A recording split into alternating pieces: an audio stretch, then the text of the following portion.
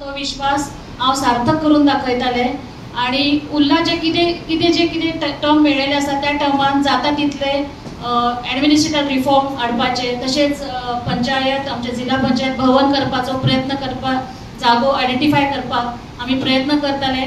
सदांच आमी साऊथ गोवा जिल्हा पंचायत मेंबर वांगडी सगळे वांगडा आसात। कितें आमी निर्णय घेतात ते एक मतान घेत आयिल्ले आसात, गेली 4.5 वर्सां जाली आणि तशेंच ह्याच्या फुडें आमी कितेंय डिसिजन घेता ते आमी सगळे मेळूनच डिसिजन घेताले आणि सगळ्यांत एक ट्रान्सपरन्सी आसताली ह्या हितून।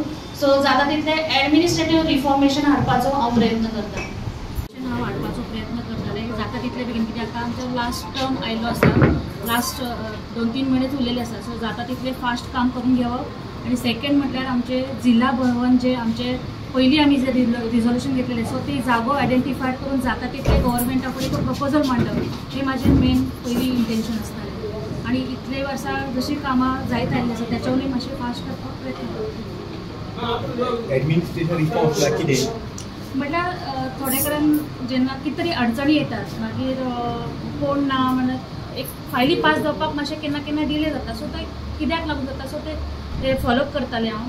आणि दुसरें म्हटल्यार आमी थोडे रिझोल्युशन्स घेतलेले आसात आतां पर्यंत जिल्हा पंचायत जेन्ना आमची मिटींग जाता तेन्ना, आणि ते रिझोल्युशन्स आमी त्या डिपार्टमेंटांनी दिलेले आसात। सो ते आतां पर्यंत कितें जालें आसा त्याचे फॉलोअपय घेवपाचो प्रयत्न करता।